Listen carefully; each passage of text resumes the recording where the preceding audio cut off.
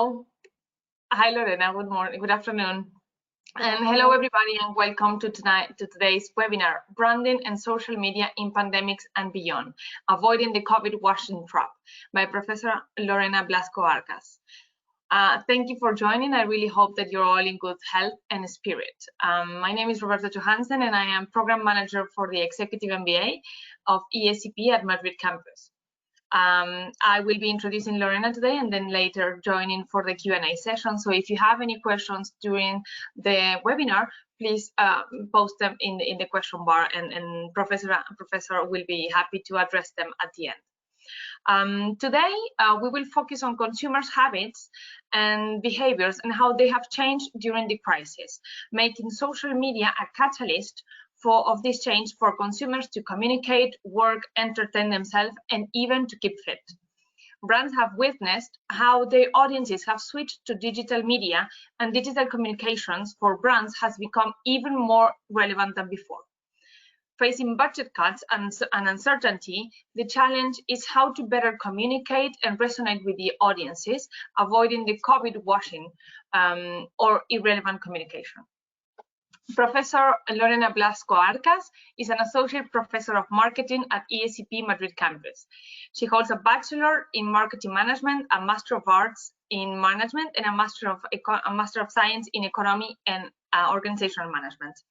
After 3 years of working as an arts manager, she started her academic career as an assistant professor in the School of Management on Public Management at University of Zaragoza.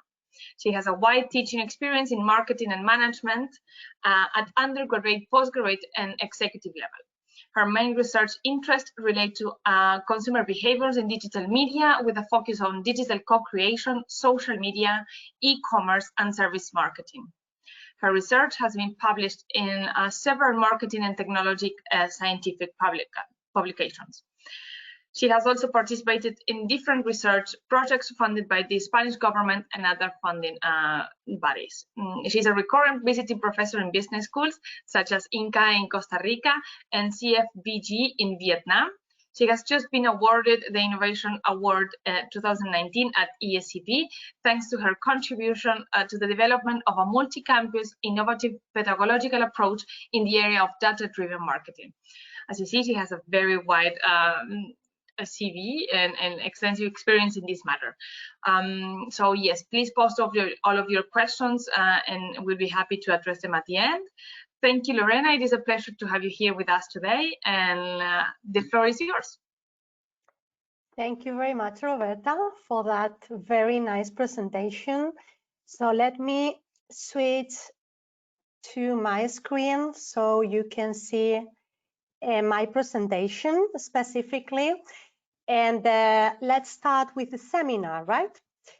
So first of all, I want this webinar to be as, let's say, as interactive as possible. So I would like to use one specific tool. So either with your phone, or if you can open another tab with your computer, if you are using a computer for the webinar, I would like you to type www.menti.com. And then as you can see in the top side of the screen, you have a code, right?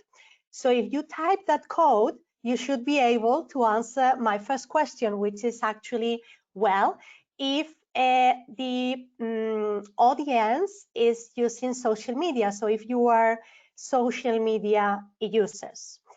And I see that the answer so far is overwhelmingly that yes, that you are all social media users.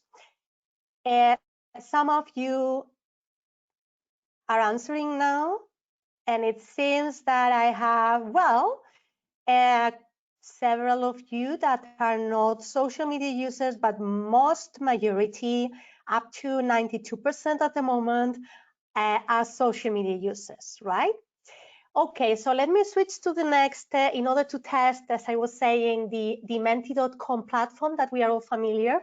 Please let me know which kind of social media platforms do you normally use.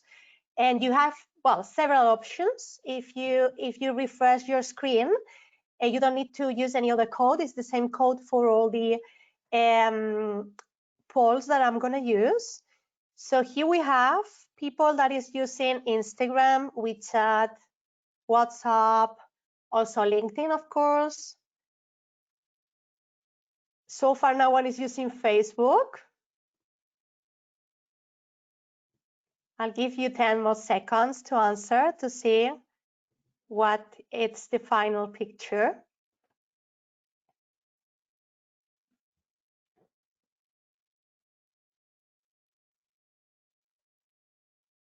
Okay.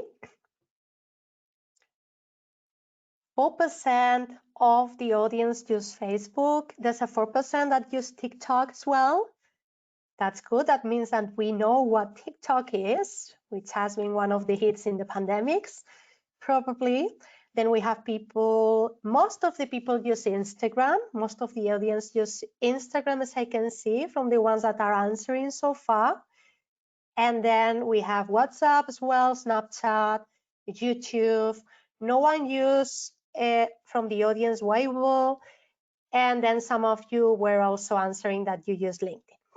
Okay, very good. So keep that tab that you open or your phone close by, because we will be using menti.com later on in the presentation, and we will also use the chat in the platform in order to interact a bit more. And then, of course, if you have any question, I will be answering them at the end of the presentation. So what are we going to talk today? As you saw already in the title, well, I'm very much interested in, well, what's going on in digital media during this global pandemic that we've been all suffering, right? So, of course, we have many, many insights regarding, well, how we, of course, switched most of our activities into the online environment, well, due to the fact that in most cases, we were locked down at some point. There were confinements implemented in most countries, not in all of them around the globe, but in most countries. So, of course, we've seen how our online behavior has increased, but not only increased, but also changed in some aspects. So that's the first part of my presentation, actually, that I would like to share with you, relates specifically to, well, to see, looking at different data and different statistics, how we've switched to online settings, and that has changed our behavior on those platforms. And we will look specifically on social media, right? So, well, first of all, and this is an, well, understatement somehow, right?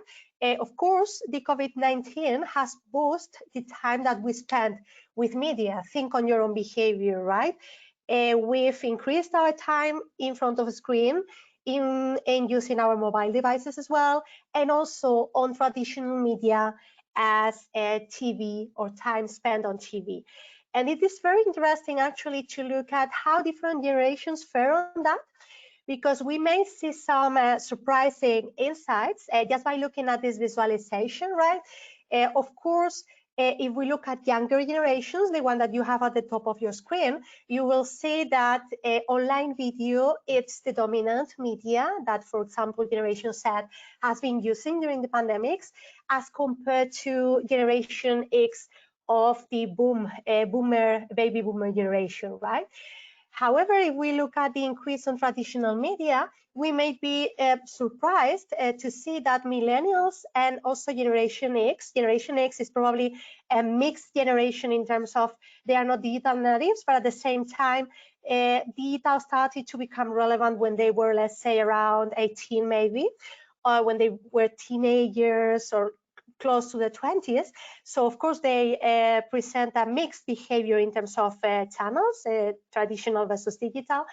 But in terms of the millennials, which is already a digital generation, we can see how watching TV became more relevant during the pandemics, right? So as I was saying, of course, we switched to online media in general, but then looking at different generations, we may see different combinations on how we use media, which is relevant for brands actually to understand how to communicate better, which would be the second part of my presentation, right?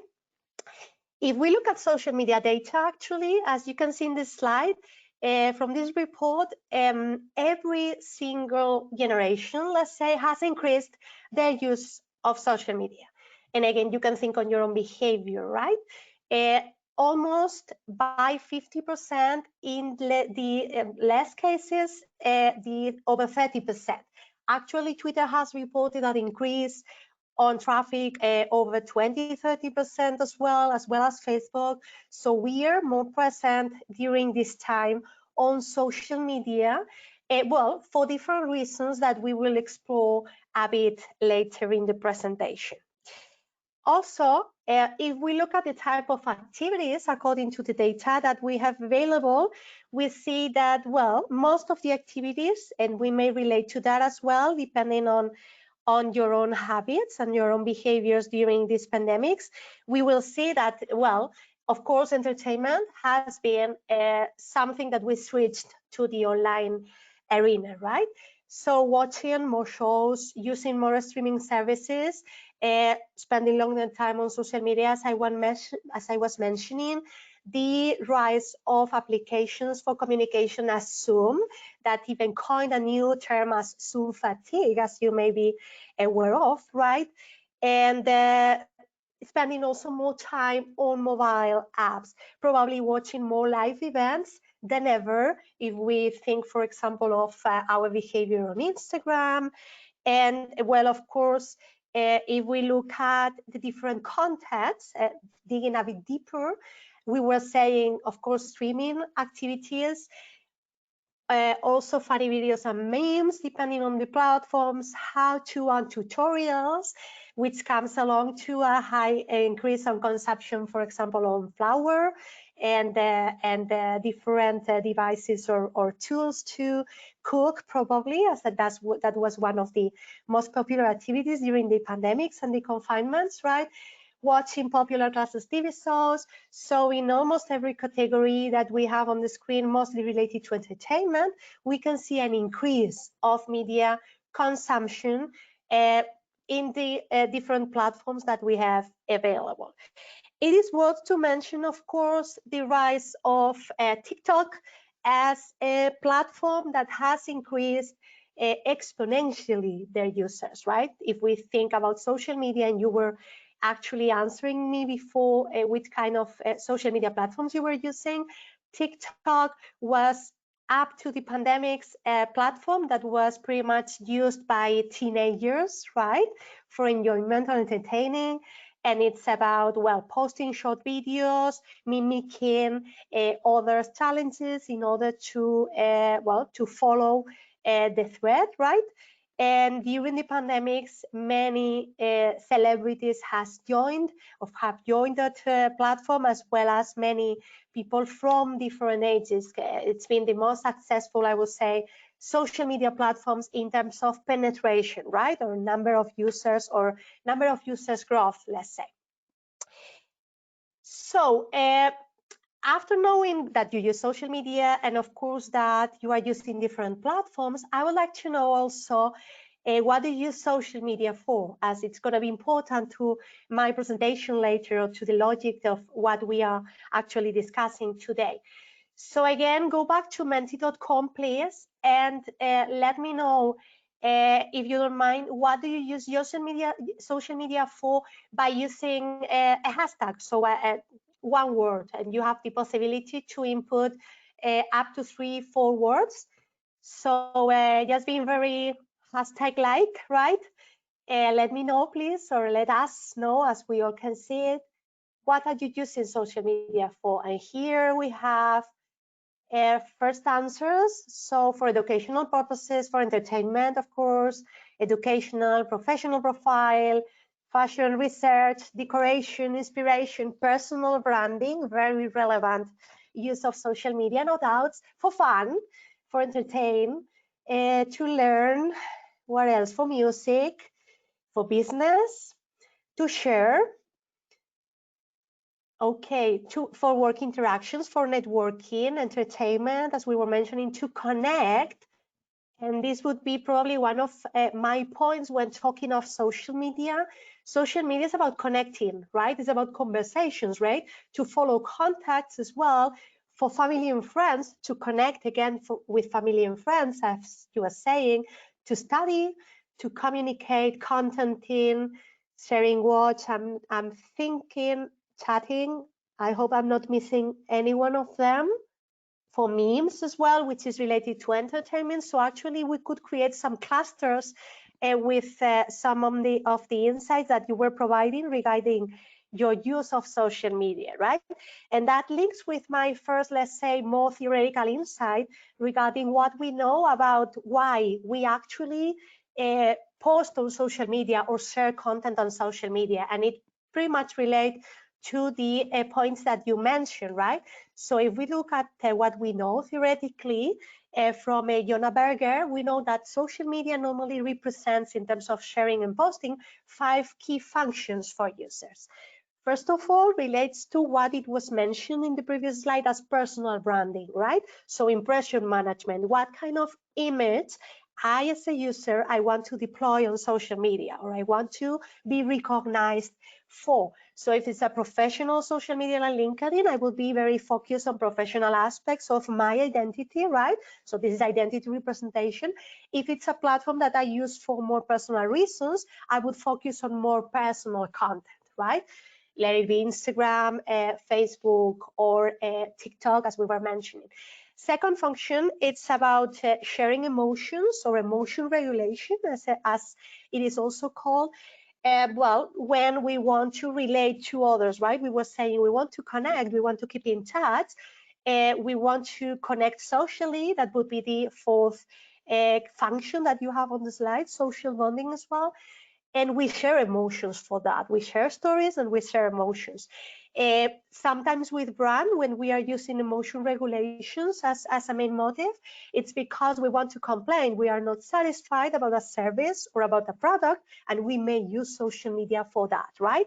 And it helps us to actually cope with our negative emotions regarding that failure in service or whatever problem we had with that specific brand or company, right?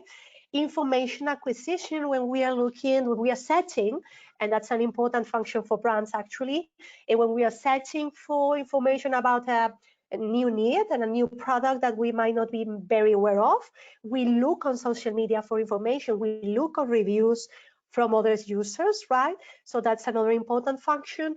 And then the last one, which is probably the most related to traditional advertising to some extent, to persuade others of behaviors. Let's say that instead of being dissatisfied, I'm very satisfied with a product, a service, with the latest film that I went to the cinema to watch, and then I recommend it, and I try to persuade others to actually watch it because it's worth it. Or this product, you will love it if you try it, please try it, right? And this can also be incentivized by brands, right? So member get member kind of strategies in which brands may, well, incentivize a user by a discount, by a coupon, in order to bring new customers into the table, right? Why it's important for brands to understand usual motives to share and post on social media? Well, because it helps to actually understand engagement behaviors of users on social media, right? And you have there like the two, let's say, more typical examples or typical insights that I can provide on that from the literature regarding why or how we engage on social media, right? Or what are the behaviors that we display normally on social media. And you have two different insights there. The first one related to user behavior in brand communities or social media communities, and the kind of engagements that we as users may actually show by sharing content and information, by advocating, as I was mentioned also on the main motives, because we want to socialize, so we engage on the platform for that, because we want to help in co-developing or co-creating products and services that are of value for us, and we are collaborating with the company or with other users for that. And also, well, disengagement behaviors, meaning, well, I'm not engaged, I'm not sharing, I'm not collaborating on that media in order to provide value to others or to me, right?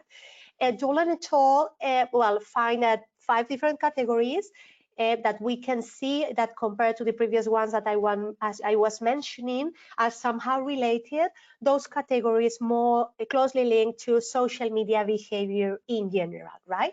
So this is what generally we know about why or how, what kind of behaviors, better said, we as users display on social media, what we call social media engagement behaviors, right? So let me advance a bit more. And actually, I'm very curious about your opinion about this, because when I was preparing this presentation for this webinar, it's based on, well, on what I normally research and investigate about, my own observations during the lockdown, of course, but then my own, let's say, well, what I question myself about regarding this topic, right? And that would be the question, actually. What is social media during a global crisis like pandemics? Is it an opportunity or is it a nightmare for brands? And for that, again, we're going to use Menti, because I would be very interested in knowing, what do you think about it? If you see it as an opportunity, or if you see as a nightmare. And maybe nightmare is a very strong kind of position, right? But I want you to, well, to have those, let's say, those polarized terms in order to see what do you think about it, right? And then maybe we can discuss actually what it's the case. Let me see if I can. Okay, so far the people that is commenting on this, that is voting actually, is looking at social media as an opportunity.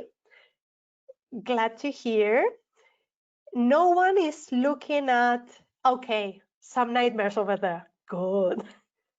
So then we can discuss a bit, right? So most of you are still seeing social media as an opportunity during a global crisis, as this COVID-19 crisis has been, right? Or has been developing and it's still on. But then I have some of you also that is looking at it, well, not from the bright side of the story. And we will see some examples actually of both. And what I would like to do actually is to be able to see the chat for you to comment. So why, right? Because of course, I can see that you vote the majority for opportunity, and some of you for the nightmare, but I would like to understand, why do you think either or, right? So let me see, you're gonna see my screen because I cannot, otherwise I cannot see the panel. And let me see if I can see some of your answers to that, if I can see the chat. And so if anyone wants to comment, I'm looking at the chat. Why an opportunity or why a nightmare? Both actually should be interesting enough to keep going, because my argument would be related to opportunities, but also to, let's say, to drawbacks somehow on what I've observed during the pandemics, right?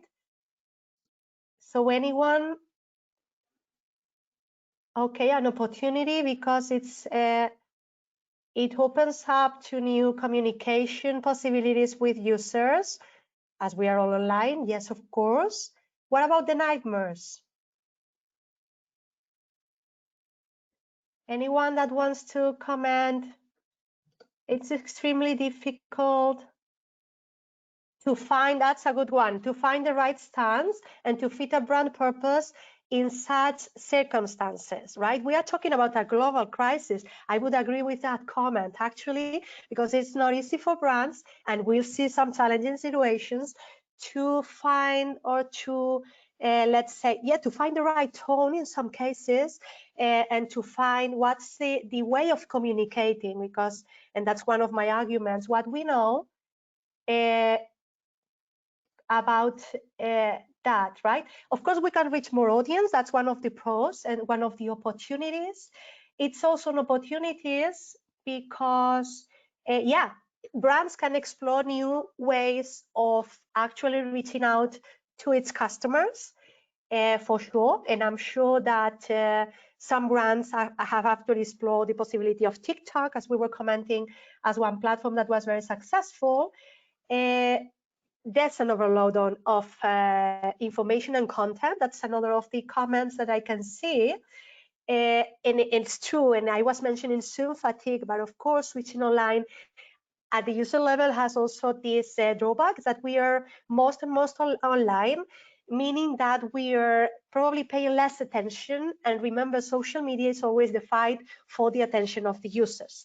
As we have more platforms and more time online, of course, for brands it's an opportunity, but it also poses a challenge in order to grab the audience's attention. So thank you very much for your answers. I will go back to the main screen. Let me see if okay, and I will again make it, if I can, sorry about this, full screen. Yes, so you should be able to see my screen in full screen again. Okay, here, that's it. Okay, so let's keep going. Let me give you some arguments regarding what was going on during the pandemics in terms of statistics as well, from the opportunity perspective, right? So first of all, of course, many brands, they needed to revisit their campaigns, and some of them paused at the beginning of the pandemics, and you may have observed that, right? That means that budgets were stopped, and all of a sudden, social media became organic again to some extent, right? Well, that is an opportunity from the brand's perspective, in the sense that, again, organic posts have increased in relevance during these times as compared to the advertising or the paid post, if I might say.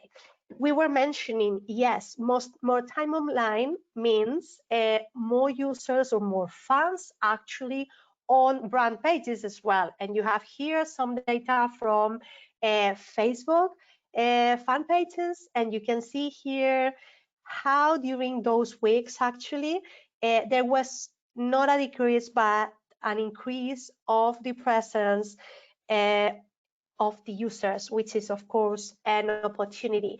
And then of course, due to the budgetary conditions that most brands were suffering, cost per click decreased on that period, meaning that well, with less budget, you may be even more relevant during that time on social media. So even for companies that were finding difficult to compete in terms of expenses on social media ads, may have found an opportunity during that time with advertising on social media. And actually, you can see here which ranking of which were the the industries that were interacting more on social media due to different reasons. Some of them because they needed, well, as the airlines, for example, they needed to communicate and to, of course, offer social customer care on social media, as it was one of the industries most impacted. But you have there other examples of industries that during this time were interacting quite heavily on social media, specifically on Instagram and Facebook. Let's look at actually on how companies have reacted, and that this would be the main point of my presentation, probably, regarding how I title it, right? What I call, well, are companies doing branding, or are companies somehow COVID washing in order to, well, to keep up with the context, let's put it that way, right? And again, I would like to hear from you regarding, we were discussing before, what did you use social media for? What I would like to know now is, in your opinion, what do brands use social media for? Not specifically during this time, but in general, what brands use social media for? To gather leads, to generate traffic, increase exposure, for branding, for awareness, for advertising, to get the right customers, product service promotion, customer service. Very right. More and more, we were talking before about complaining behavior, more and more companies or brands are doing customer care on social media, and we are expecting them to react actually for reaching the right customer, to engage with people, to increase their influence, exposure, follow the trends, promotion, connect with customers. So if I had to summarize your answers, probably I would say that there's advertising, traffic, and sales, right? So leads relate with sales somehow, even though you were not mentioning from what I can see. Oh, hang on, there are more here. Customer acquisition, lead generation, keep up with competition, promoting image, branding, I was saying, community loyalty conversion, and yeah, so I was saying advertising, promotion, sales, conversions, if we relate conversions to sales, and then for branding or brand building, right? And I would say that that would summarize the two main components, or the two main objectives from a business perspective that brands may have in using social media, right? Of course, connecting better through their with their audiences, increasing sales, so achieving revenues through that channels, through those channels, and for brand building. And that would be related to normal, usual times, and not global crisis times as the ones that we were experiencing and we are still experiencing to some extent, right? Related to that, one very recent report regarding trust, consumer trust, from Edelman Barometer, was somehow indicating how critical brands may be considered in times of pandemics, right? And that might be not that logical from I don't know, from our perspective, but it makes sense if we look at the brand's evolution over time and brand knowledge evolution over time, as we will see in a second. But what you have in the slide, right, is that, well, users consider brands playing a role, right, at a societal level, we could say. And of course, in some cases, consumers were actually reporting that brands are responding even more quickly to this situation, or were responding at the beginning of the crisis more quickly than the government or other governmental bodies, right? Which is pretty enlightening, I would say, in what kind of role we may, as users and as consumers, consider that brands play in our daily lives, in our society somehow, right? And actually, this is the dark side of the story, right? If consumers are considering that brands have a stake on relating, connecting, and reacting to a pandemic, of course, they might be keen on punishing the ones that are not reacting the right way, let's say, right? And for brands, as you were indicating before, it might not be that easy to be able to react well, or to react up to the expectations of consumers in some cases. And that would be the drawback of this situation that we may be seeing on social media and in brand communication. I was talking about branding and branding evolution, right? And if you remember the basics on branding as we know it in the marketing field, you will relate probably with what's called in the slide mindshare branding. So looking at brands from the perspective of associations, right?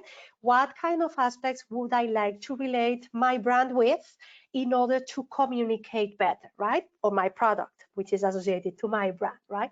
This is a pretty much a product-focused view that marketers were starting to exploit a while ago, right?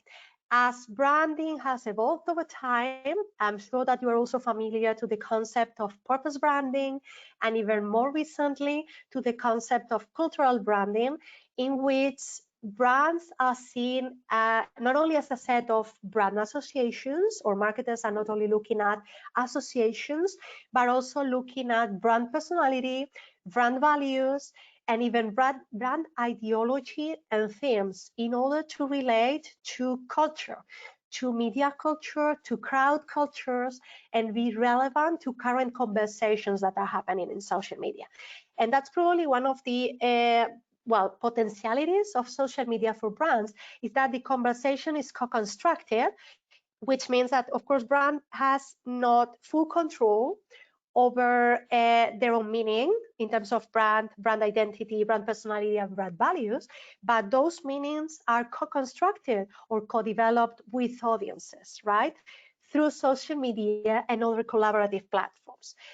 And of course, if brands are able to keep consistent and actually identify key conversations, that can be very powerful in terms of communication.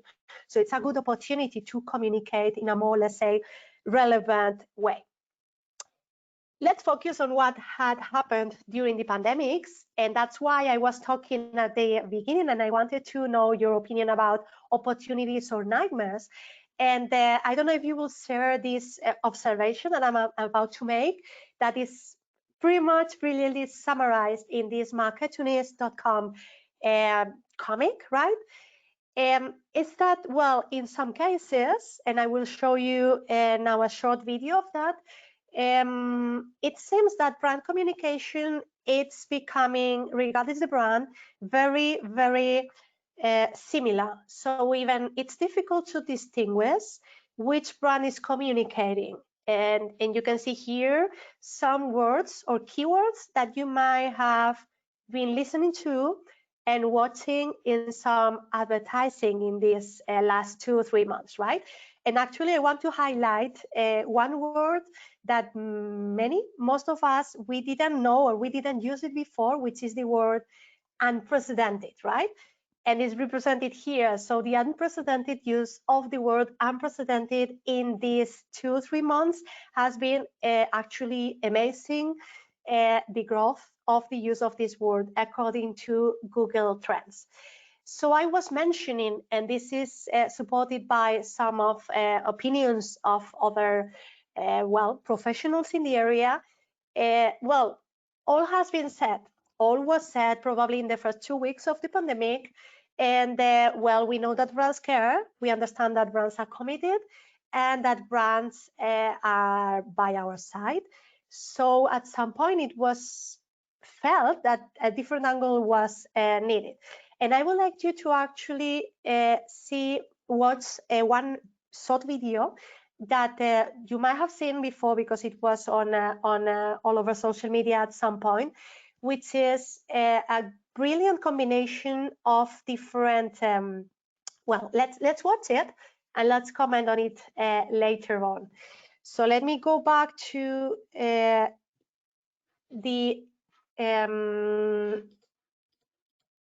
panel in order to be able to connect with the video.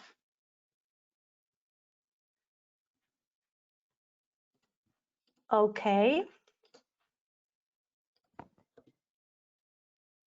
So hang on.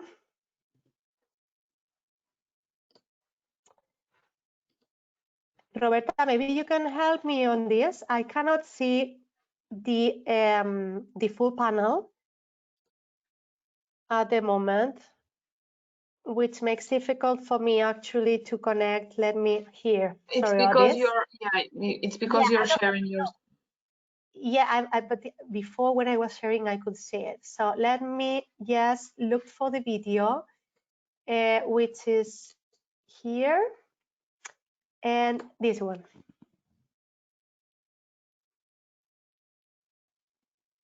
We are not seeing the video, Professor. It will start in a minute. It's charging. It might be my network. Sorry about that.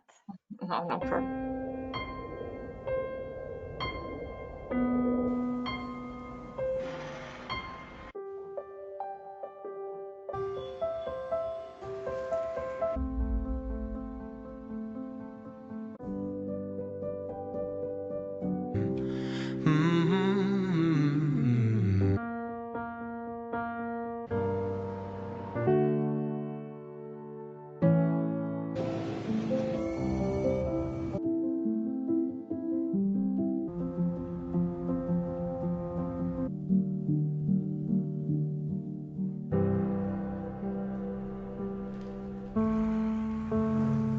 When we first opened our doors. Since 1926. Since 1978. For 60 years. For 75 years. For over 80 years. In 90 years. Over 100 years. Nationwide has been on your side. Restaurants have always been there for you. Nissan has been with you through thick and thin. We will do what we've always done. Take care of people. We're people. People. People. People. People and family. Family. Family. Family. Family. Family. Family. Family. Families are families. Families. Even now. Especially now. Especially now. Right now. Now more than ever. More than ever. Today, more than ever. Today, more than ever. In times like this. At times like these. During these difficult times. In these troubled times. Challenging times. Trying times. In these times of uncertainty. During this time of great uncertainty. During these uncertain times. During these uncertain times. In uncertain times. In uncertain times. Uncertain times. Unprecedented times. Unprecedented times. Unprecedented times. This unprecedented moment in our history. It's time of social distancing. While things have slowed down. As we turn more inside. While the doors may be closed. While the distance between us has gotten bigger. The more we stay apart, We still find ways to stay close, even when we're apart. Even if we can't stand closer than 6 feet. We can all stay connected to work, school, and most importantly, to each other. There's still ways to touch each other. All without leaving the comfort and safety of your home. Without leaving the safety of your home. From home. Your home. At home. Home. Home. Home. Home. Home. Home. Home. Home. That's the key. Buick and GMC are here to help. Con Edison is here to help. Here to help. Our teams are here. We are here. We're here. We're here. Here for you. Here for you. We're here for you. We're here for you. We are here for you. We're here for you. we are here for you. We'll be here for you. Runnings is here for you. We're still here for you. We're with you. We're part of your community. So you can trust us. You can count on us. And we'll get through this. Together. Together. Together. Together. Together. Together. Together. Together. Together. Together. Together. Together. Together.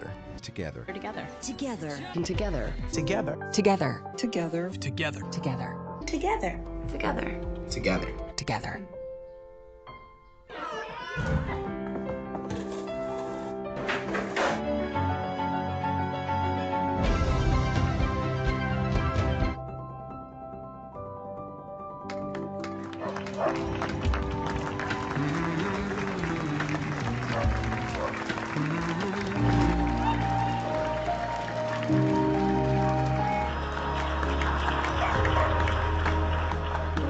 MasterCard.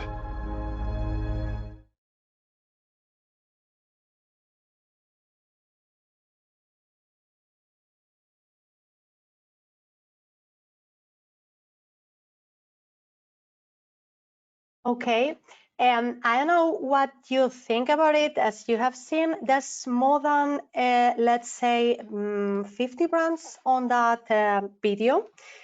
And to sum it up, actually, it's like, well, can we differentiate the brands in terms of communication?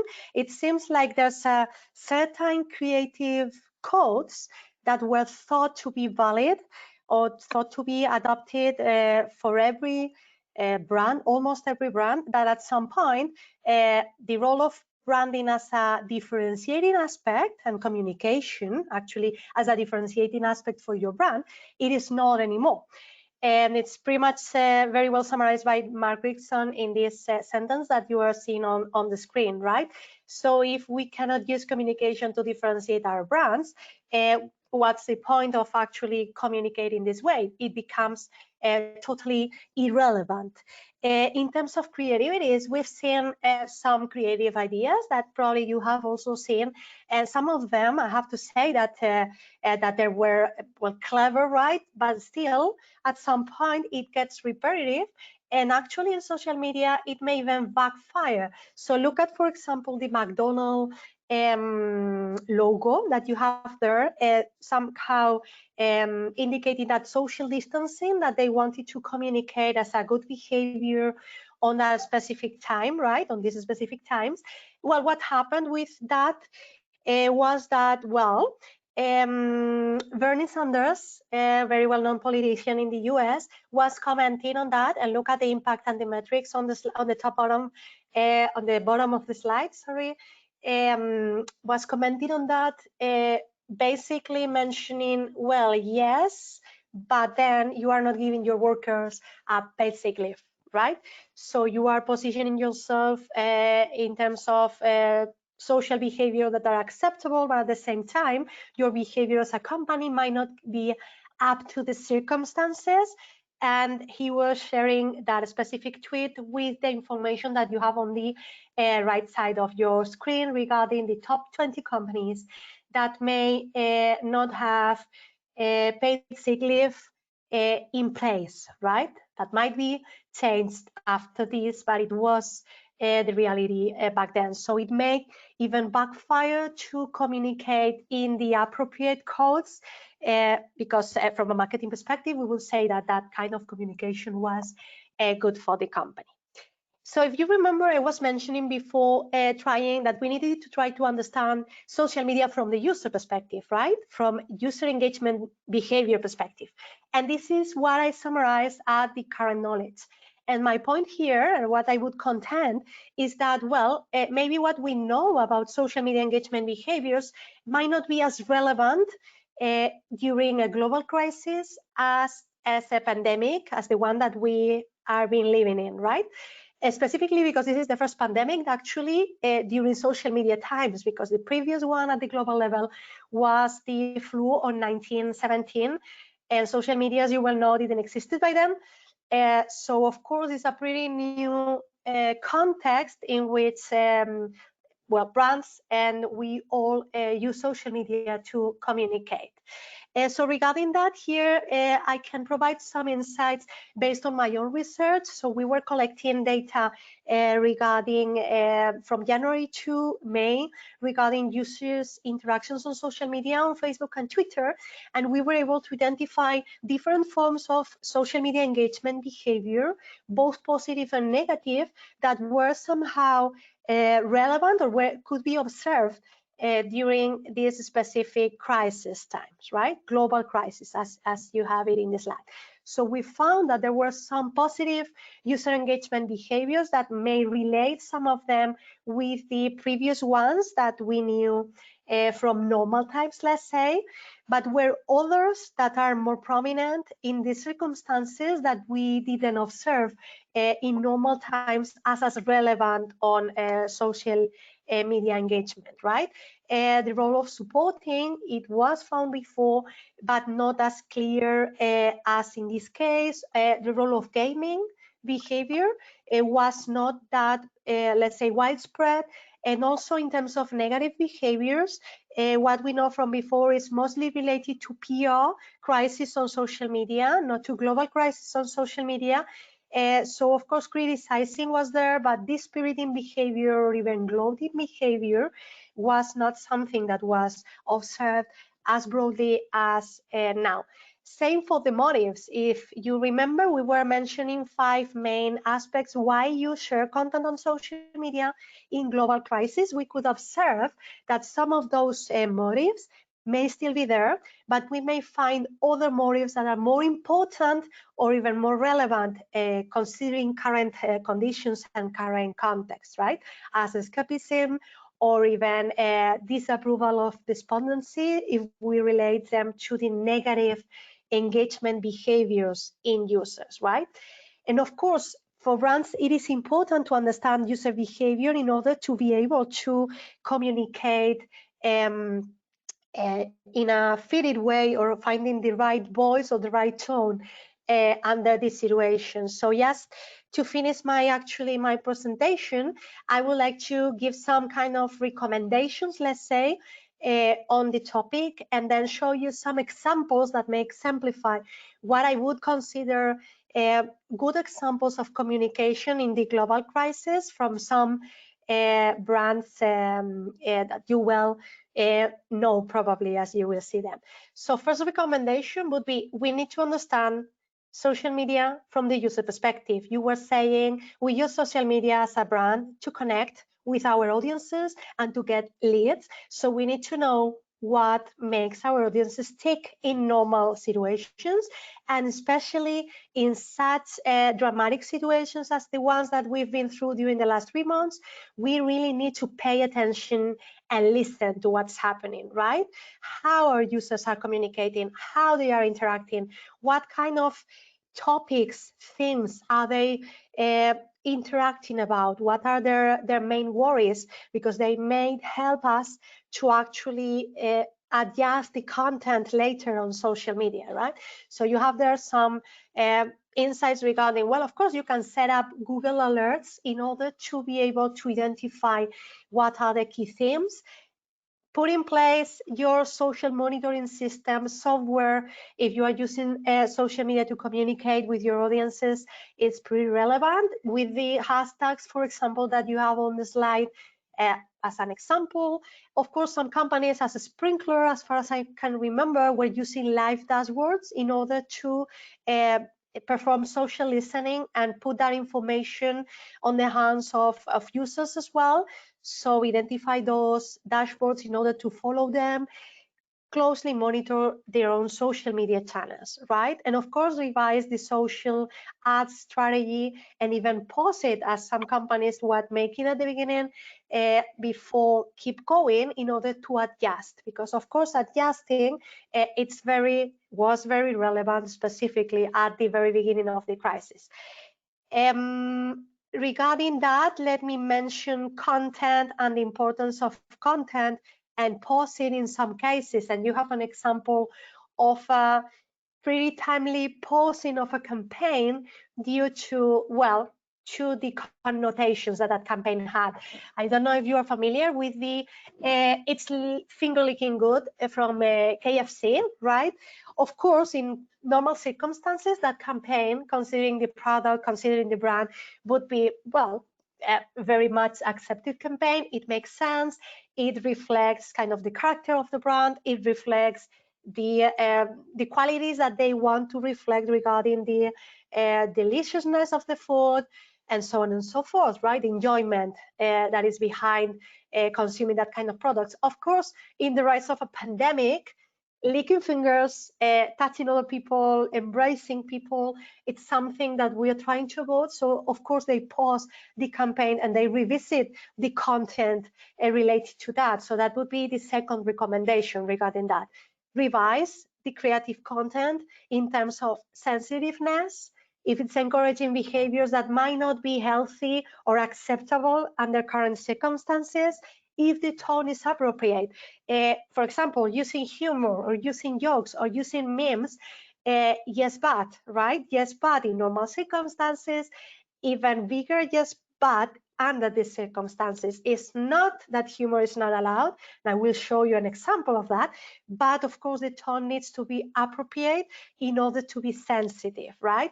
People are struggling, users are struggling, audiences might be communicating that on social media. So that's why we need to listen and then adjust communication regarding what is expected by our specific own audiences, right? And of course, trying to assess or trying to assess the potential impact of the communication on reputation. Because it's risky to transform a global crisis into a PR crisis due to a bad response from the brand perspective, right, in the brand communication strategy. So my third point would be content, content, content. And I will show you some examples of that. But just as a reminder or as a heads up, when we are talking about content, we need to remember the 4 key pillars of what we understand as good content in social and also digital media in general, right?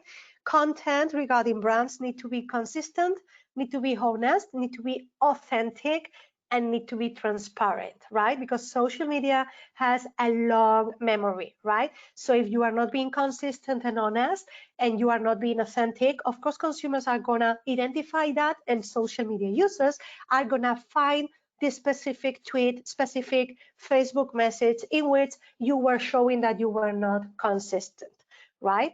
And of course, from a brand perspective, in order to increase brand resonance, that's one of the most relevant things.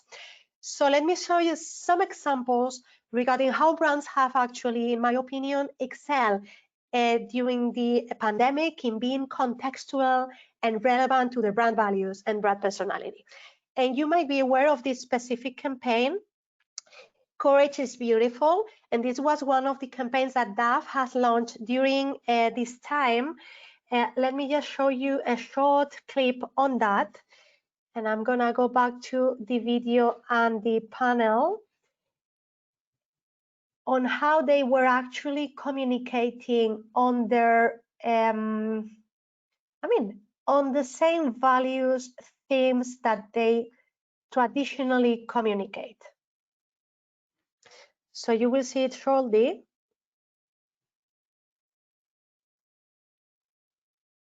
Again.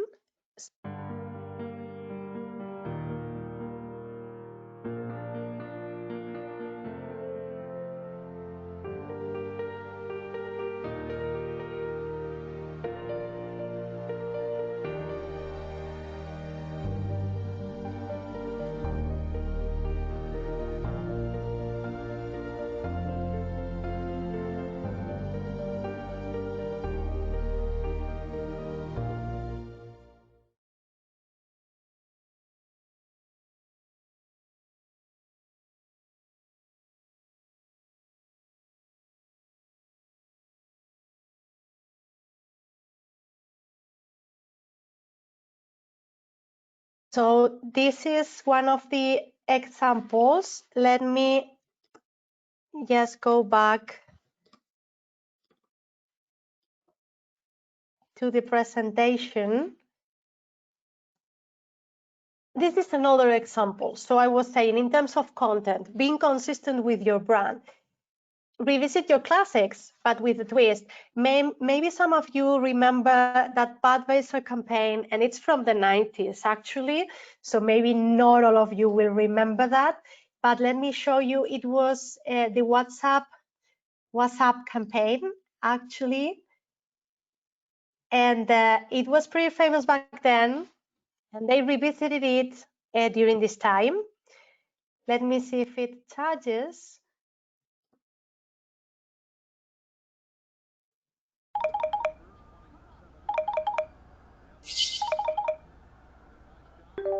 Hey. Yo, my guy, what's up, man? What's up with you? Nothing, just rewatching some games, having a bud. I'm always rewatching old games. What's up? Oh, it's the GOAT. What you doing, girl? Nothing. Gave up on cooking, living off of snacks, having a bud. True, true. Yo. What's up? What's up? What's up? Hey. Oh, you nice. AOD, where's Gab? Oh, she on kid duty. Hold on. Hey, yo, Gab. What's up? What's up? What's up? What's up? What's up? What's up?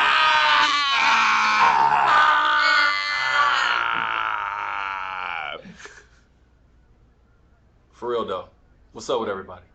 Yeah. You guys staying safe? Hey, thanks for asking. The family's doing great. It's really nice to see you guys. Good to hear it. Awesome. We have no complaints. It's crazy times, but we're good. True, true. There we go. That's what's up. Doing well. Doing well. All right, I'm with that. Absolutely. Nice to see you guys. Okay. Let's see another example. You may know this guy, right? The Old Spice campaign. It's been running in social media for a while now, right? And it's been very impactful, and achieving a lot of virality on social media, especially when Mustafa Isaiah was the main character of the campaign. Let me show you how they actually adjust. And this is about respecting, as you have on the title, respecting your brand voice. And if you are using humor, why not keep using humor or keep being humorous in a very, let's say, sensitive way, right? So let me just share with you one of the short pieces that they were sharing on social media during this time,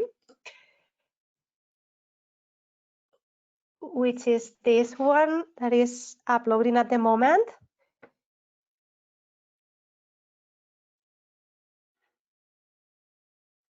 Let's hang out. It's what you shouldn't say. Stay inside. Seriously, you'll save lives.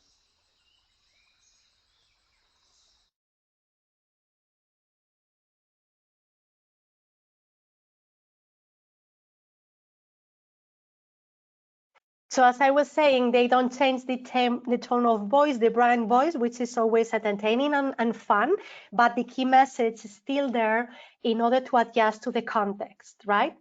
And those are the three main examples that I wanted to share with you regarding communication and branding communication on social media.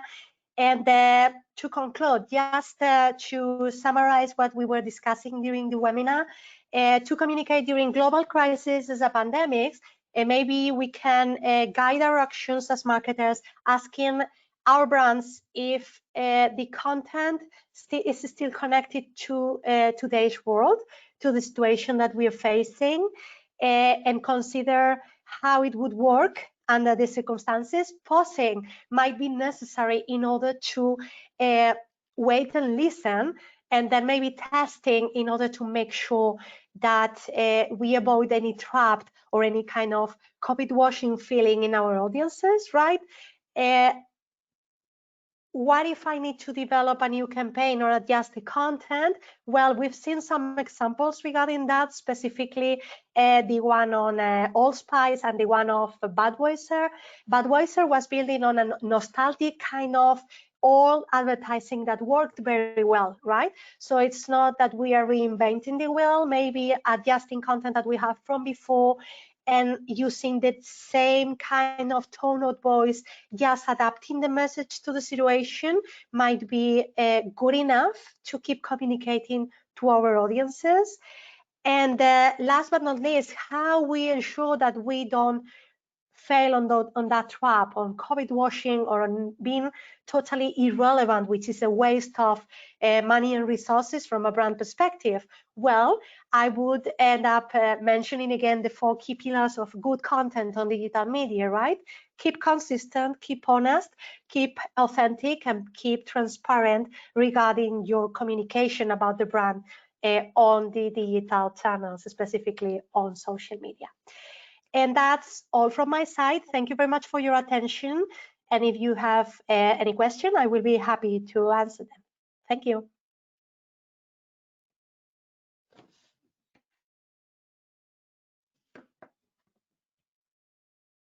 Well, thank you, Lorena, for this great presentation.